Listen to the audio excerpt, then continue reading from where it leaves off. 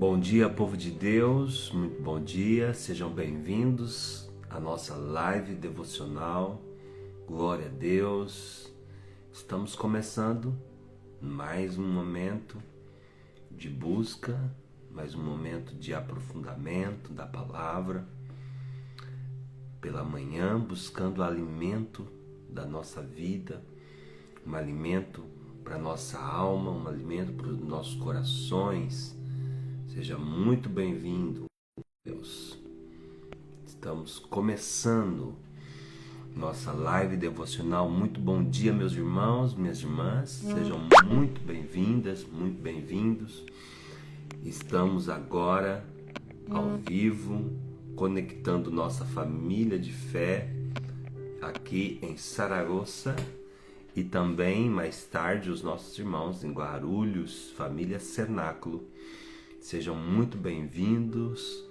Estamos muito felizes, muito contentes pela bênção, pelo privilégio que o Senhor nos concede de estar estudando, buscando, nos alinhando com a palavra de Deus. É um verdadeiro privilégio, né?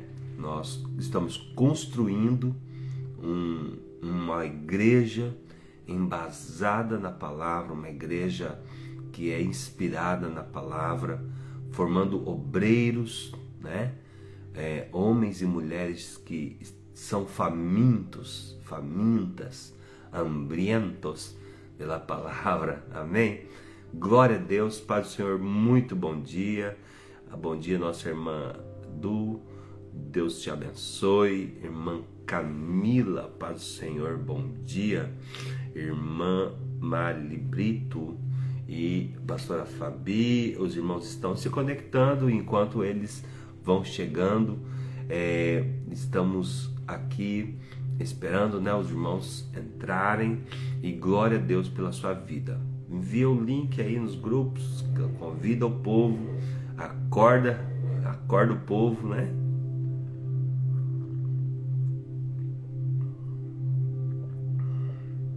Glória a Deus.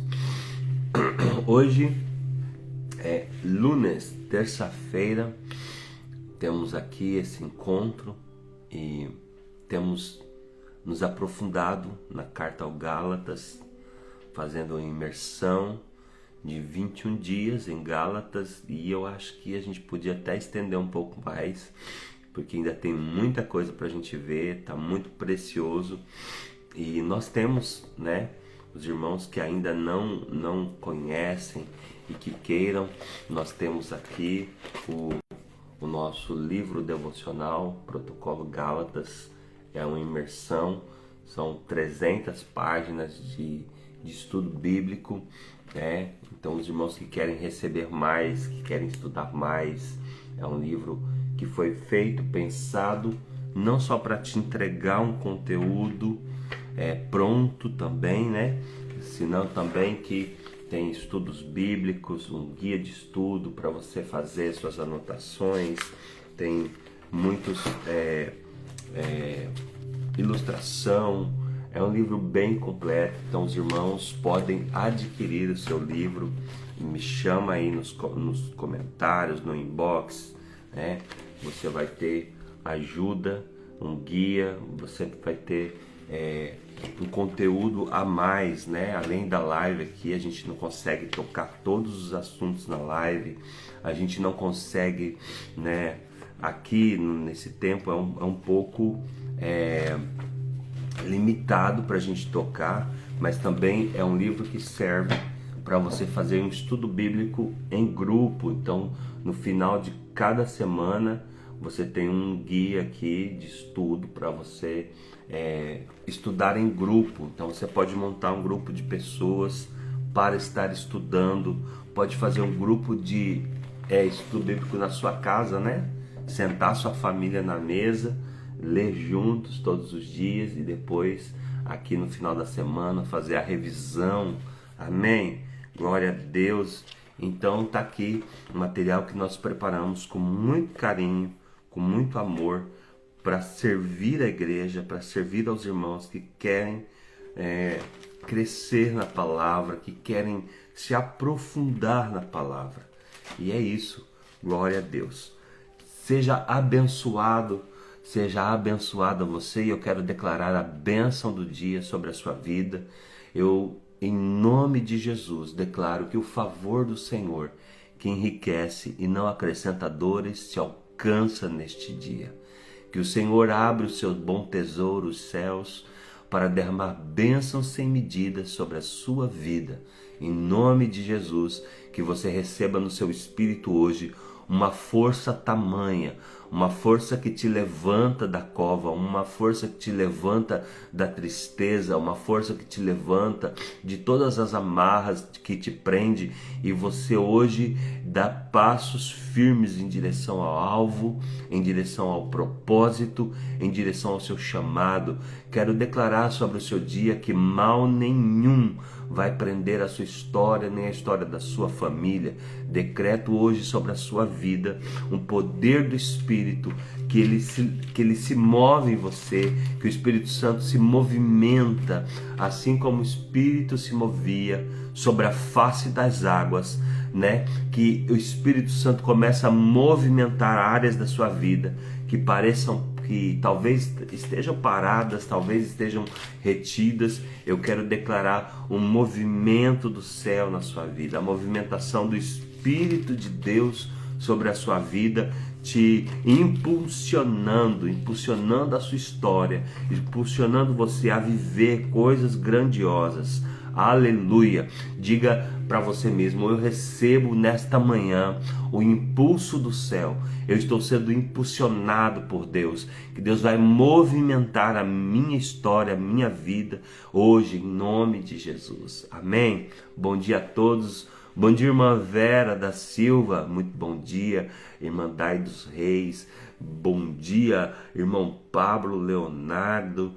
Glória a Jesus. Irmã Bia, seja bem-vinda. Bom dia, irmã Rafa. Estamos aí todos conectados. A irmã Du, que eu já cumprimentei, disse: este livro está tudo bem explicado. Amém. Glória a Deus. Alguns irmãos já adquiriram o livro, né? A gente está fazendo pouco a pouco, mas em nome de Deus, em nome de Jesus, nós vamos aí, os irmãos, nós vamos terminar a série em 21 dias, mas os irmãos vão continuar se aprofundando, em nome de Jesus. Amém? Glória a Deus. Hoje eu quero ler com você Gálatas no capítulo 3 e versículo 26. Gálatas 3, 26. Ontem nós falamos sobre receber a filiação, entender o nosso lugar como filhos de Deus. É incrível, irmãos, como o Evangelho é sobre apropriação. Deus já fez uma obra poderosa através de Jesus Cristo, e muitas pessoas, elas estão orando para receber coisas que Deus já deu. Não me cabe, não consigo entender como nós passamos tanto tempo pedindo coisas para Deus que nós já temos. Ao invés de pedirmos coisas que Deus já deu, nós precisamos nos apropriar, pedir graça para o Espírito Santo, a fim de que nós entendamos aquilo que Deus tem para nós. E às vezes as pessoas: Deus me perdoa por isso, ou me perdoa por aquilo. Ele já perdoou. Ele já deu perdão na cruz do Calvário. Na verdade, Deus, eu me aproprio da obra da cruz. Eu me aproprio da obra que Cristo fez na cruz do Calvário. E eu recebo o seu perdão. Né?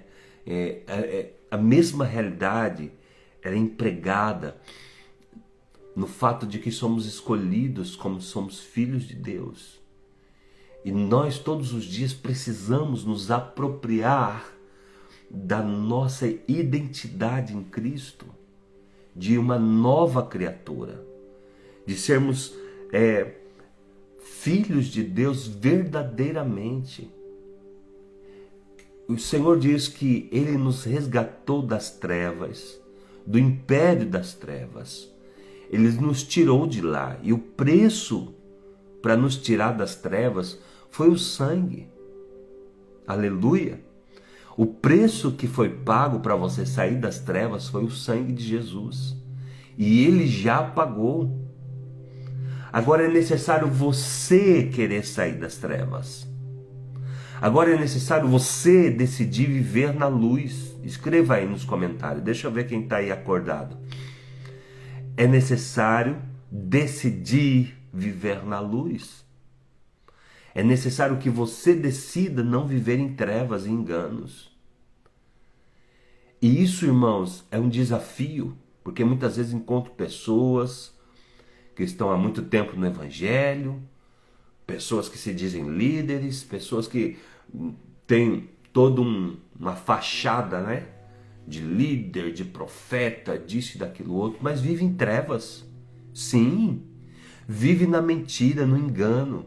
E muitas vezes, irmãos, essas mentiras, elas ainda têm uma capa de santidade. Elas ainda têm uma capa, sabe, de experiência, de maturidade, de espiritualidade. E nós que estamos seguindo a Jesus, nós precisamos decidir, não, eu decido viver na luz. Eu decido deixar para trás. Lodebar não pode continuar fazendo parte da minha história. O problema, irmãos, é que muita gente foi arrancada das promessas, foi tirada dos seus direitos, sofreu, foi parar em Lodebar, a vida te levou para Lodebar. A pessoa acostumou com Lodebar. Deus resgatou a pessoa do império das trevas, mas ela ainda romantiza Lodebar. Ela ainda romantiza tudo que significa o roubo do diabo na sua vida. E aí ela vem para Jesus, mas ela chama de cultura o que Deus chama de lugar caído. Ela acha que aquilo ali é uma cultura, ela acha que aquilo ali, é minha origem. Não, a sua origem é a realeza. Você foi chamado para o governo. Você precisa ter asco de Lodebar. Você precisa ter nojo de Lodebar. Você precisa decidir romper com Lodebar. Escreva aí nos comentários, eu preciso romper com Lodebar. Ah, pastor, o que é isso? Nunca ouvi falar disso, me perdoe. Às vezes a gente começa a falar algumas coisas e a gente pensa que todo mundo, né, todo mundo conhece e tal, e às vezes a pessoa nunca nem leu, nem sabe o que significa isso. Então Lodebar é um lugar onde um homem chamado Mefibosete foi morar, e ele era, irmãos, ele era descendente, ele era linhagem real de Saul. Antes de Davi ser governo, antes de Davi reinar em Israel, tinha esse descendente. E ele, né, no meio da bagunça que Saul aprontou, no meio dos erros que Saul aprontou, das decisões erradas que Saul teve, no meio da rebeldia de Saul, ele era rei, era linhagem real, os seus filhos eram para viver no palácio, seus netos, toda a sua família era para desfrutar do palácio. Mas na rebeldia de Saul, ele morreu, aconteceu toda uma tragédia, mas um dos seus descendentes, de seus netos, foi parar em Lodebar. Lodebar era uma favela, era um lugar de dor, de morte, de erro, de pecado, era um lugar de sofrimento, lugar de escassez, de pobreza. E a pobreza não é só escassez de comida, não é só escassez de alimento. Pobreza é escassez de princípios, de moral, de ética, de respeito, princípios de Deus que governa uma família real, uma família que existe para a glória de Deus. E está lá Mefibosete. Teve que fugir, quebrou as pernas, ficou aleijado. É um lugar de aleijão na alma. É um lugar onde as pessoas são destruídas, famílias conturbadas, famílias sem princípios, famílias desorganizadas. gente que já nasce no trauma, gente que já nasce no meio da desconstrução, e aí a pessoa cresce no meio da desconstrução, ela normaliza o erro, ela não vê errado. Está ali o erro, está ali algo que destrói, mas ela está confortável. Ela não consegue identificar. Lodebar significa toda uma mentalidade de derrota que foi normalizada. Ninguém se incomoda, ninguém se revolta, ninguém consegue identificar. Por quê? Porque virou cultura. E nós chamamos a queda, o lugar da queda, nós chamamos o lugar da destruição, nós chamamos de cultura e não é cultura. É cultura sim, do inferno.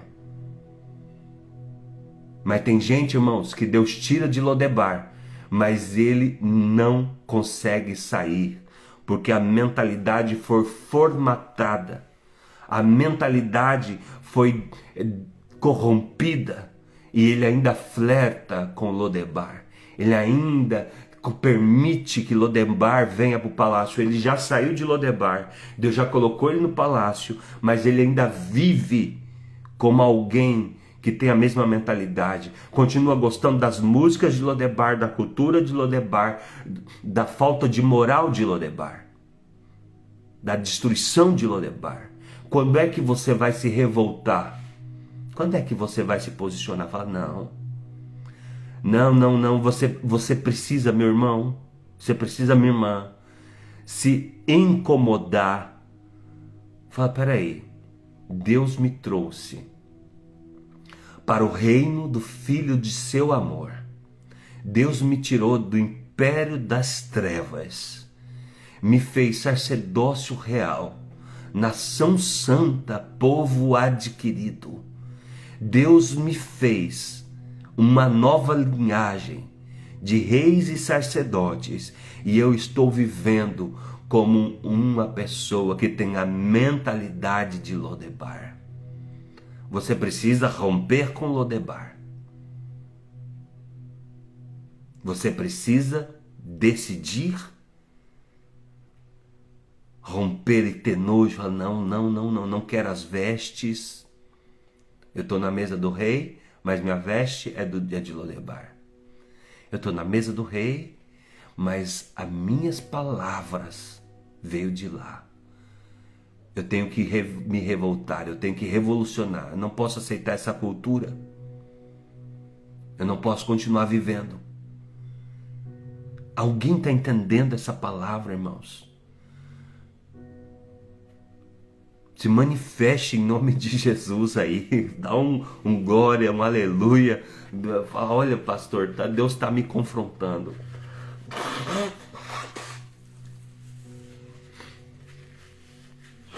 Irmã Jennifer, desde Chile, boa noite, saludo, aqui já é manhã, irmã Jennifer, les amamos, nosotros também, estamos, te extrañamos, hermanos, bendiciones. Então, nós precisamos entender a nossa condição, que já não somos mais escravos, já não somos mais condicionados, e a nossa mentalidade precisa cambiar, nossa mentalidade precisa mudar. Nós precisamos aprender a viver como filhos da promessa, né? Então, o Abraão creu, e isso foi lhe imputado como justiça. Gálatas 3:6. No terceiro capítulo de Gálatas, Paulo traz uma verdade impressionante. Ele tem combatido falsos mestres que vieram e enganaram o povo da Galácia, colocaram o povo debaixo da lei de novo. Paulo está combatendo os erros de tentar viver, daquele povo que está tentando vir com heresias. Ele começa a fazer várias perguntas muito objetivas. E então em Gálatas 3:6 ele diz algo incrível. Ele traz um exemplo inquestionável que ninguém pode vir contra. Ele traz o homem né, chamado nome de Abraão. Ele vai citar de Abraão. Abraão creu em Deus e isso lhe foi imputado como justiça. Tudo o que ele diz a respeito de Abraão, sua vida, suas decisões, sua fé, tem implicações sobre nós. Primeiro, Paulo nos ensina que Abraão foi salvo pela fé. Agora ele quer ter certeza de que todos entendem isso.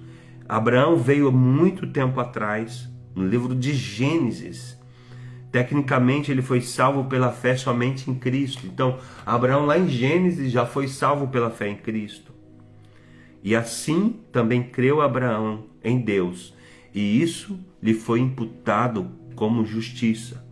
Agora a palavra imputado significa simplesmente escrita em sua conta, creditado. E desde que Abraão foi salvo pela fé, isso nos leva a uma verdade imutável. Ele estabeleceu um padrão para a salvação. O Abraão creu em Jesus e isso foi imputado como justiça. E isso estabeleceu um padrão. Ele estabeleceu o padrão para a santificação. Tudo pela fé. Tanto Jesus como Paulo usam as mesmas frases, né? Filhos de Abraão. Jesus usa essa frase para dizer que somos filhos de Abraão, e Paulo também repete para descrever que todos aqueles que colocaram sua confiança em Jesus, eles foram feitos filhos de Abraão. Somos filhos de Abraão porque cremos, né? A fé nos faz filhos de Abraão. Abraão foi salvo pela sua fé. Então todos aqueles que são salvos pela fé são filhos de Abraão. E isso foi algo que foi imputado como justiça. Esse conhecimento nós aprendemos ontem, na live de ontem, falamos sobre filiação. Agora, o que nós precisamos entender nessa live de hoje é que uma vez que somos filhos, recebemos uma herança. Antes que a lei viesse, antes que houvesse algo como a lei, muitos anos antes de Israel se tornar uma nação, Abraão não era judeu, Abraão era caldeu, e Deus o trouxe e disse: vai ser de você que eu vou criar uma nação. Abraão entendeu que um dia, através da nação que Deus planejava dar a ele, viria a semente, e essa semente seria o Senhor Jesus Cristo, o Redentor do mundo. Que ponto poderoso Paulo apresenta.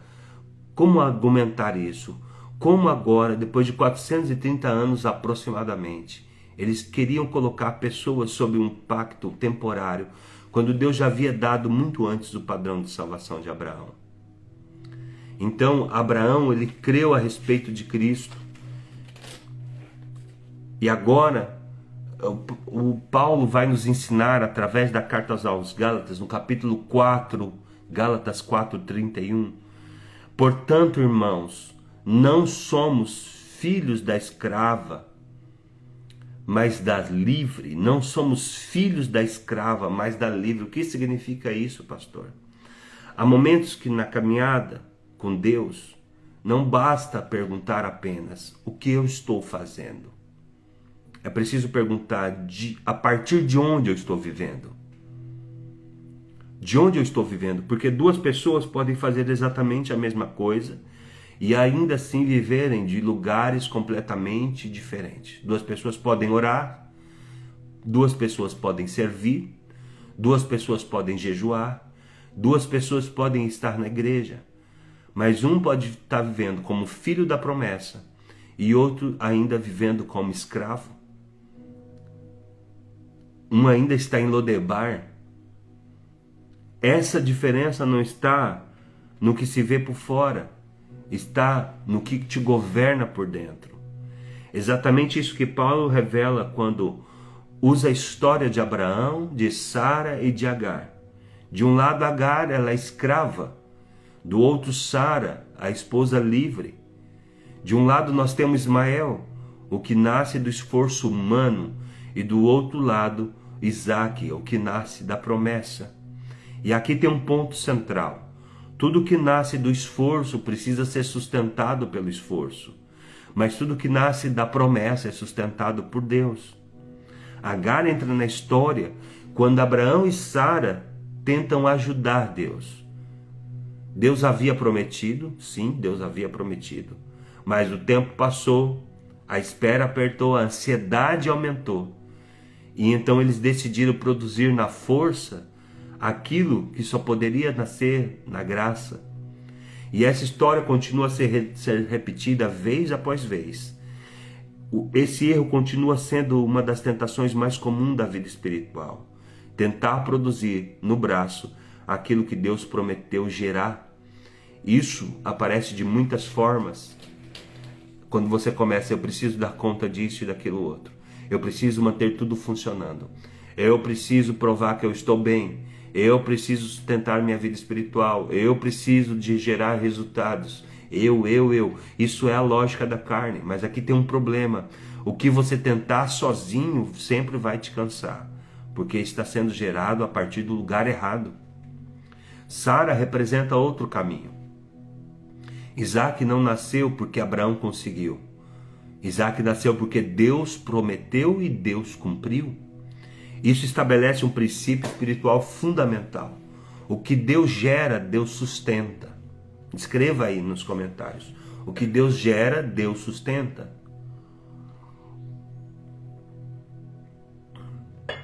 Para de inventar imbróglio para Deus abençoar. Porque nós somos cheios de inventar coisa, de inventar planos, de tomar decisões fora da direção de Deus, e depois a gente vem no altar quebrado, começa a dar errado as coisas, a gente quer que Deus abençoe aquilo, né? Deus não tem compromisso com isso. Não foi Ele que gerou, foi sua rebeldia, foi a sua independência, né? Deus sustenta aquilo que Ele gera. Então, nós estamos aqui diante da palavra. E a palavra está nos confrontando. Sara apresenta esse caminho. Isso significa que Isaac não nasceu porque Abraão foi forte, porque Abraão fez. Não, nasceu porque Deus cumpriu. Então Deus, Ele sustenta o que Ele gera. Mas aqui tem um problema onde muita gente começa a viver pela promessa e depois tenta sustentar aquilo pelo esforço. Foi alcançado pela graça, mas agora vive pressionado. Foi salvo pela fé, mas agora vive como se tudo dependesse dele.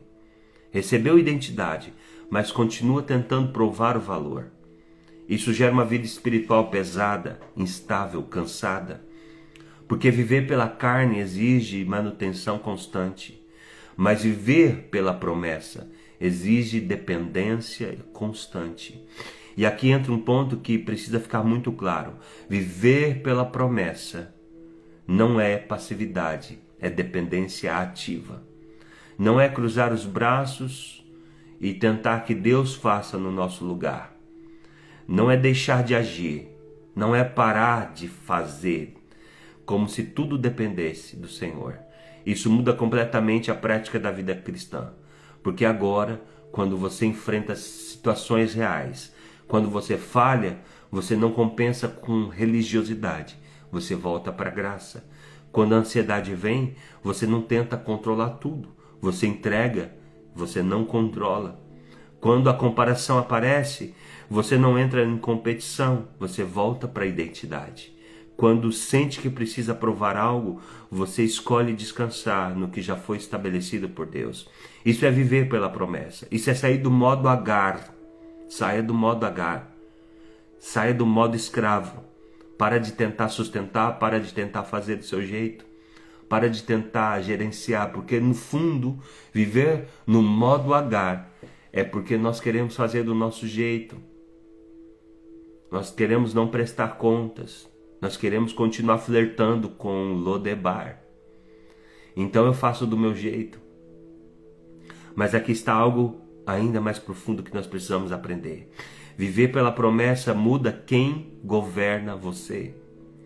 Quando você aceita a sua filiação, quando você aceita que você é filho, que você é livre, então você para de viver no esforço do seu braço.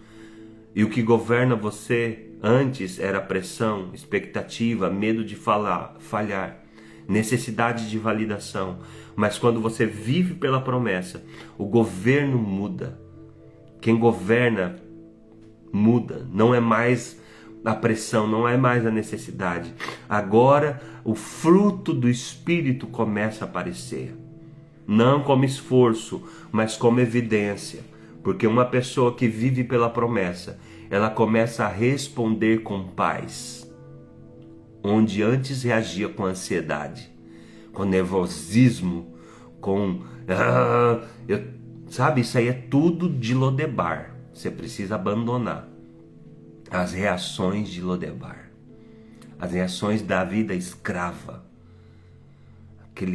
Aquela impaciência, aquele asco, aquela necessidade de resolver tudo em cima da hora, tudo em cima da bucha, aquele negócio de, meu Deus, eu tenho que me posicionar agora, eu tenho que falar, eu tenho que abrir a minha boca, eu tenho que reclamar, eu tenho que brigar. Não, você não tem.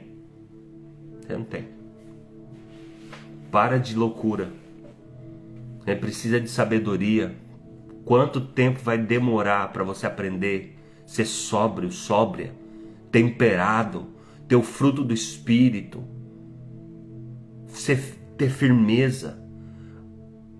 Antes oscilava, agora tem firmeza. Antes era impulsiva, agora tem domínio próprio. Esse é fruto do Espírito. E o fruto não nasce na tentativa, nasce do governo. De saber a partir da onde você vive. Não vivo mais no império das trevas, agora eu vivo no reino do Filho do seu amor. O governo muda quando você decide, eu não vou mais viver sustentando o que Deus prometeu. Eu não vou mais viver orando e pedindo aquilo que Deus já me deu. Eu não vou mais lutar para me defender. Eu já tenho uma defesa. Eu não vou mais me preocupar com eu primeiro. Já tem Deus que é por mim e isso basta. A partir de que lugar você vive?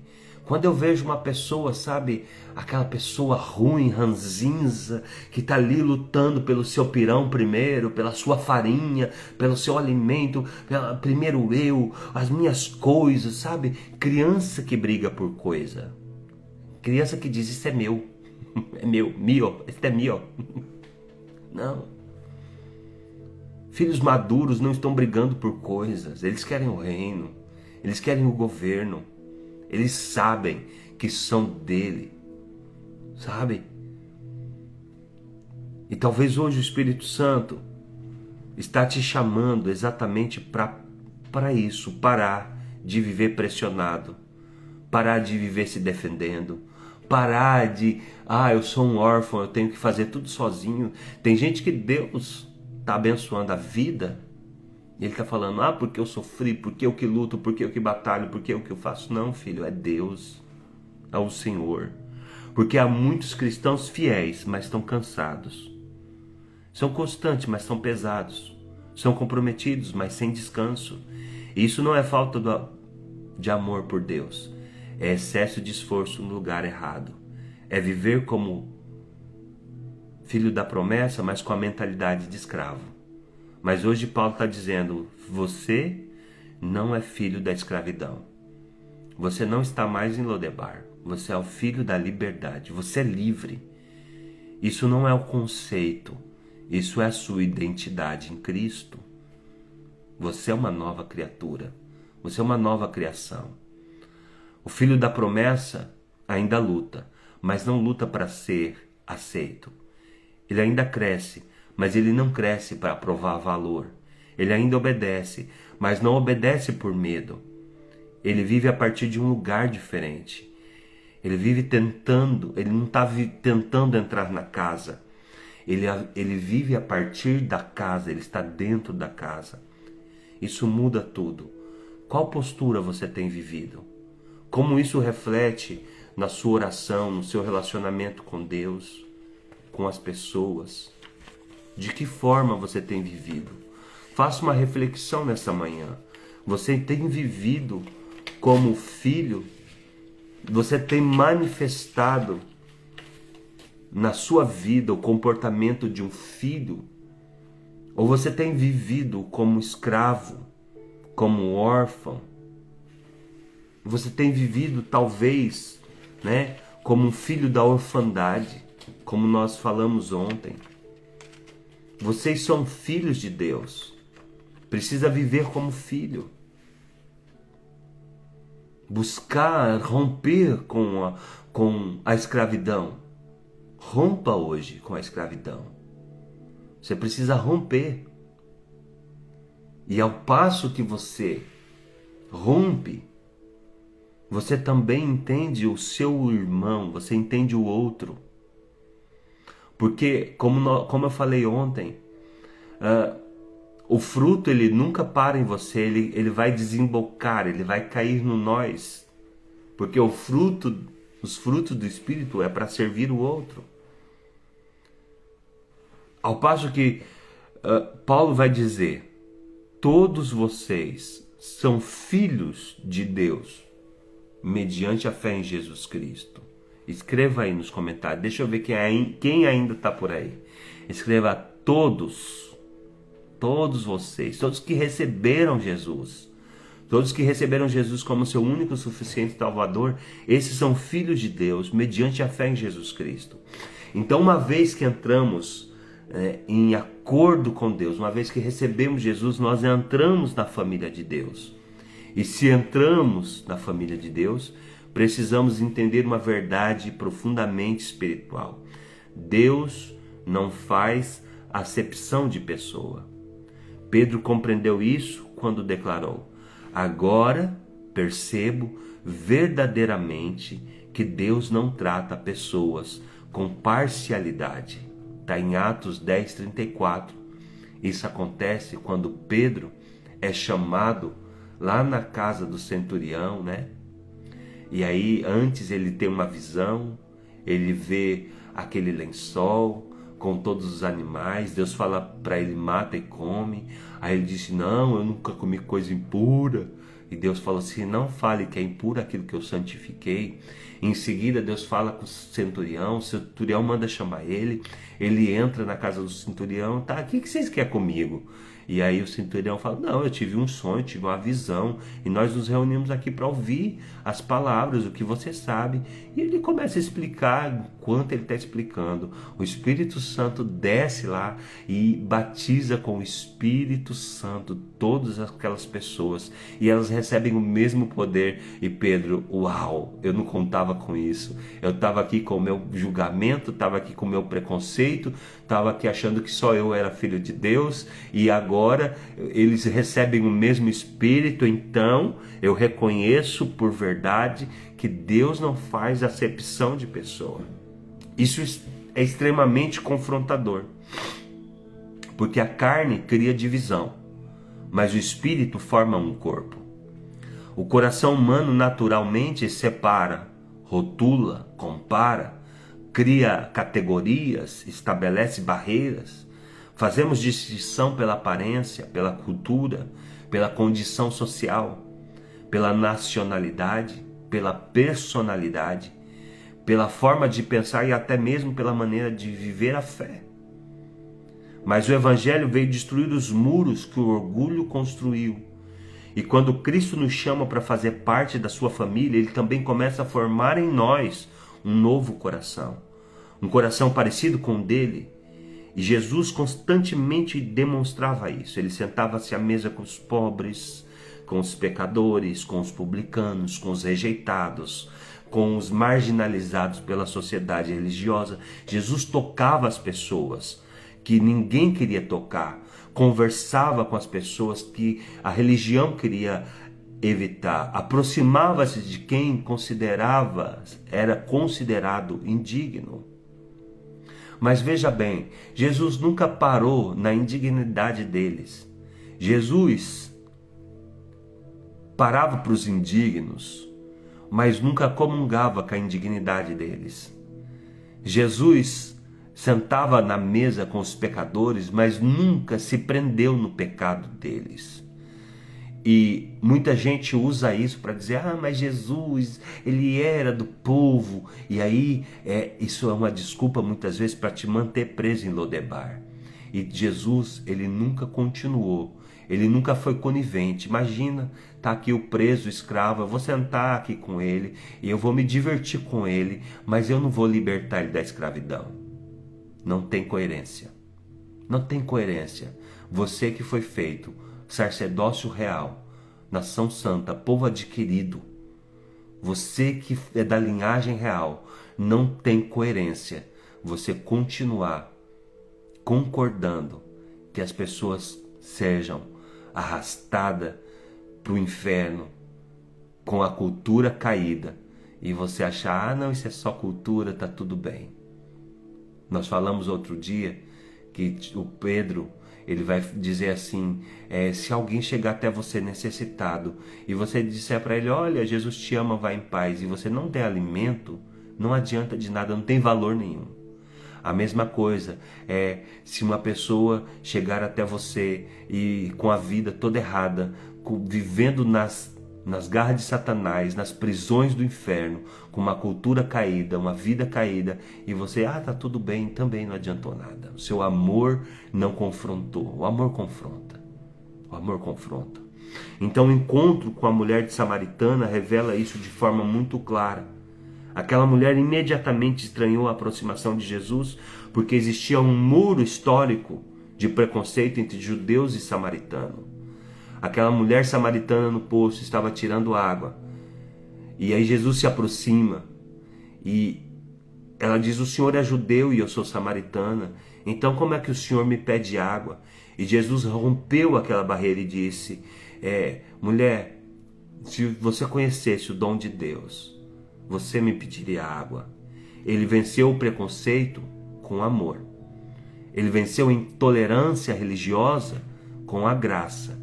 Ele venceu a separação através da reconciliação, porque era justamente sua missão.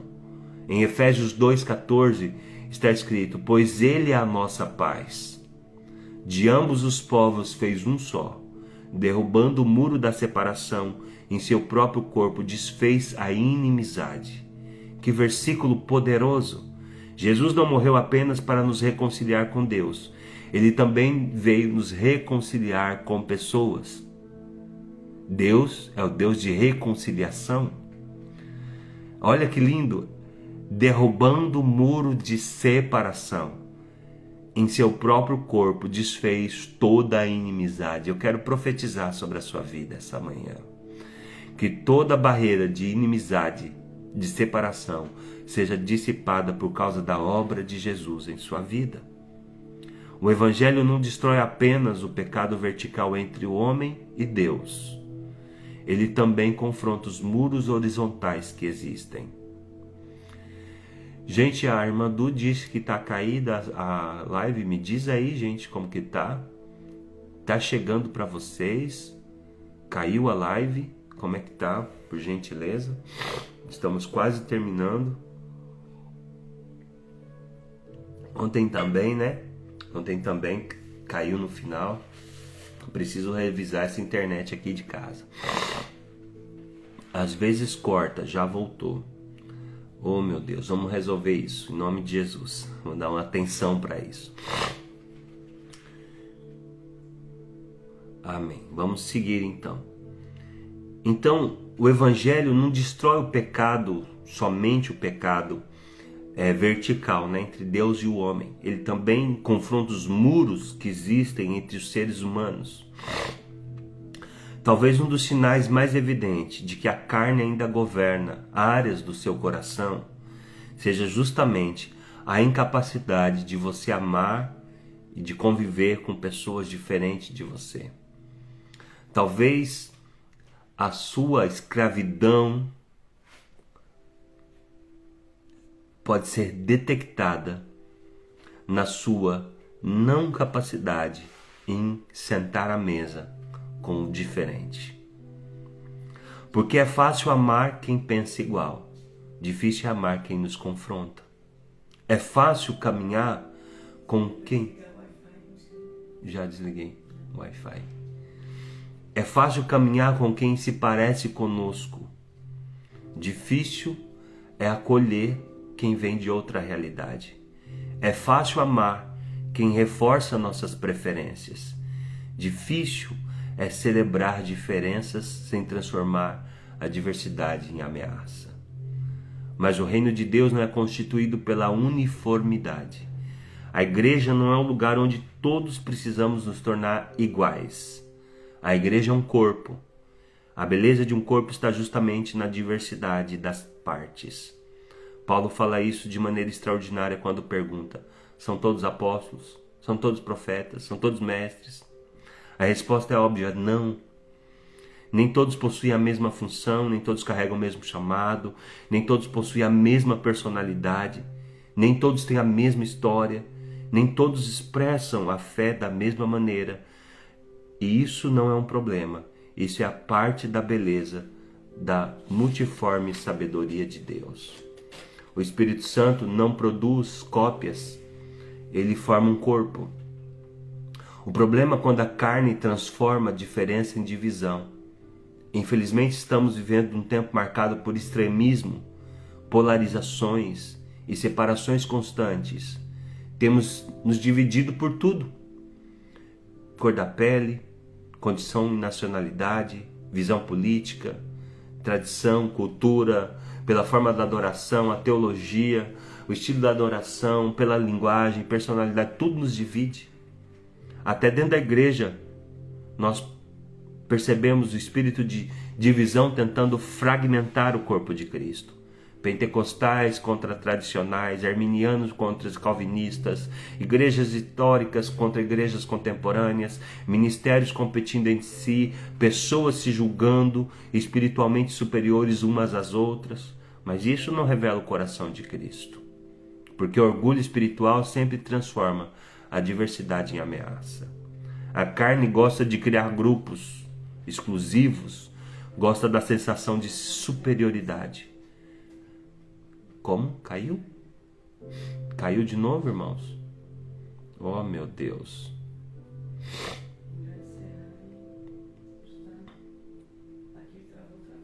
Travou, irmãos? Travou aí? Amém. Vamos encerrar aqui a live.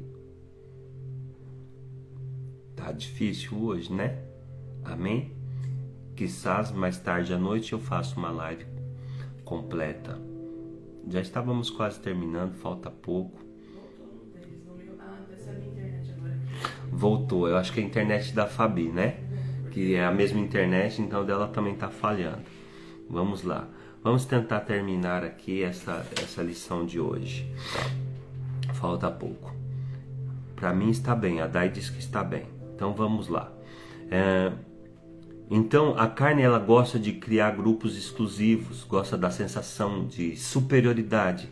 A carne gosta de separar: esses são os nossos, esses são os outros. Mas o Espírito Santo constrói unidade. Unidade não significa ausência de diferenças. Unidade não é uniformidade. Unidade significa que todos, não é que todos vão pensar igual, né? Exatamente igual em tudo. Unidade significa que Cristo se tornou maior do que as nossas diferenças. Isso é maturidade espiritual. Paulo ensina que nós somos um só corpo em Cristo. Isso significa que a igreja não é apenas uma organização religiosa, ela é um organismo vivo. Somos ligados espiritualmente pelo mesmo Espírito, pois em um só corpo todos nós fomos batizados em um único Espírito. Isso muda completamente nossa maneira de enxergar as pessoas, porque quando entendemos que fomos alcançados pela mesma graça, o orgulho perde força, a comparação perde espaço, a superioridade espiritual começa a morrer. Aprendemos a olhar as pessoas não apenas pela aparência, mas pela dignidade que Cristo lhe deu. Talvez hoje o Espírito Santo queira confrontar áreas escondidas no teu coração.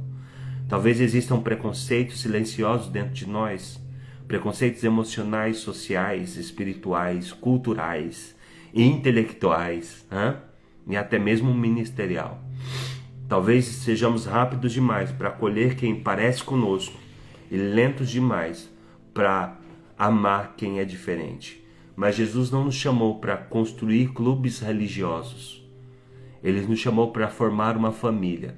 E numa família saudável nós aprendemos a honrar as diferenças, carregar as fraquezas, servir uns aos outros e crescer juntos e permitir que o amor seja maior do que o ego. O Evangelho não nos torna todos iguais, mas nos torna todos um em Cristo. Então, se ontem a palavra era, olha, se aceite como filho, hoje é, aceite o outro como filho. Aceite o outro como filho de Deus. Se ontem nós falamos que você precisa entender o seu lugar na mesa, agora você precisa receber o outro na mesa. Talvez uma das armas mais utilizadas por Satanás contra a igreja não seja talvez tanto o pecado escancarado, mas a divisão silenciosa. Porque um corpo dividido perde a força, perde sensibilidade, começa a adoecer internamente.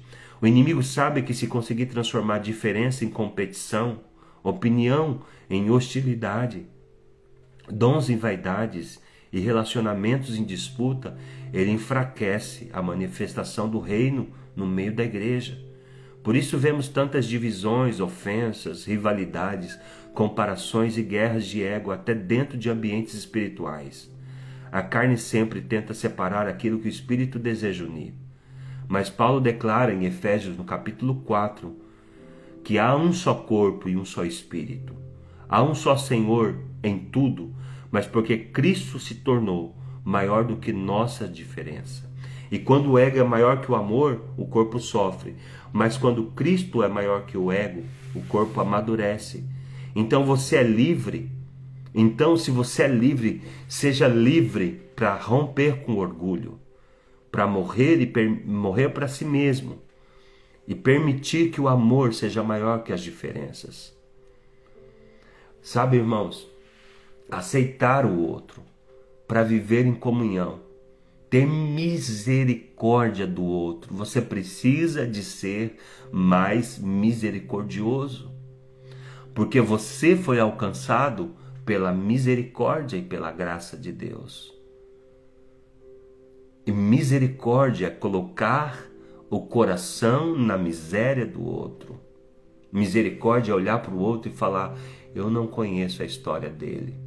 Eu não sei quanto ele foi roubado, quanto ele foi ferido, o quanto ele foi destruído. Talvez tenha esse mau comportamento, esse mau funcionamento. Talvez é uma pessoa débil.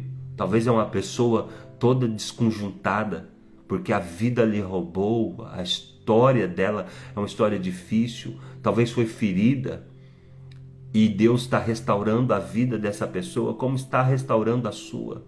Então, a misericórdia, precisamos ter misericórdia do outro e aceitar esse na comunhão.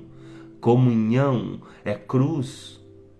Mas sabe, quando você olha para o outro e você não suporta, e você critica, e você é arrogante, e você nem consegue caminhar, isso é a sua carne. A sua carne. Isso é o costume de Lodebar.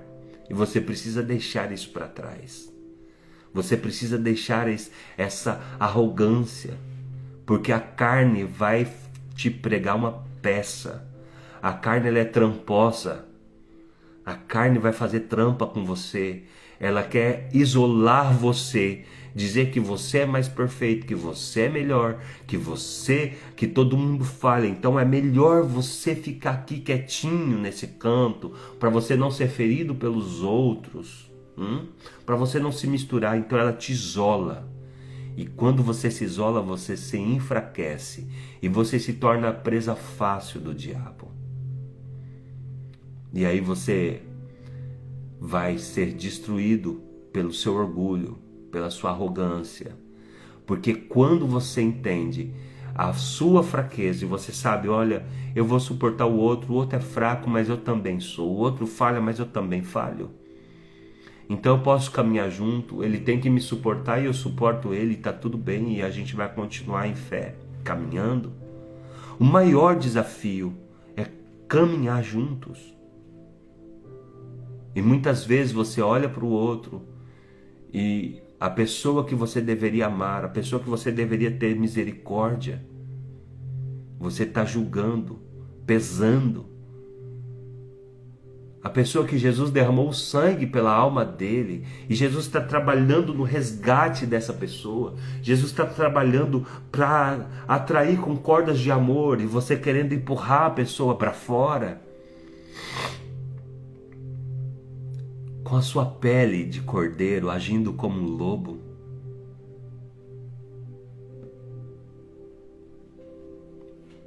Foi o sangue de Jesus que comprou. Foi o sangue de Jesus que foi derramado. Você deveria ter mais temor do Senhor quando você rechaça as pessoas. Você deveria ter mais temor de Deus quando você exclui pessoas, quando você julga pessoas. Quando você dá nome para as pessoas a partir do fracasso dela. Isso é maldade do seu coração. Você precisa de ser livre disso. Quando você nomeia as pessoas a partir das suas fraquezas, das fraquezas que essa pessoa manifesta. A pessoa lá no passado cometeu um erro, passou 20 anos, 10 anos, e você está chamando aquele lá que fez isso, aquela lá que foi aquilo, aquele lá que foi aquilo. Não, essa pessoa tem um nome, ela foi resgatada. Para de chamar as pessoas pelo erro. Chame as pessoas como Deus as chama. Deus nunca chama alguém pela sua queda. Deus nunca trata alguém a partir das suas feridas. Deus nunca chama Jacó de Jacó. Deus chama Jacó de triunfante em Deus. Deus chama Jacó de Israel. O nome dele era Jacó, o usurpador. Mas Deus olhou para Jacó e chamou: o teu nome é Israel, que significa triunfante em Deus. Quando é que você vai aprender a tratar as pessoas como Deus trata? Vamos parar de dar os nomes do inferno, os nomes de Lodebar. Sabe, você está só dando os nomes que você carrega por dentro. Mas Deus quer te libertar hoje. Uma pessoa nobre torna um ambiente nobre. Uma pessoa nobre influencia todos para a nobreza. Uma pessoa nobre não exclui ninguém da mesa. Na casa de uma pessoa nobre, todas as pessoas são tratadas com dignidade.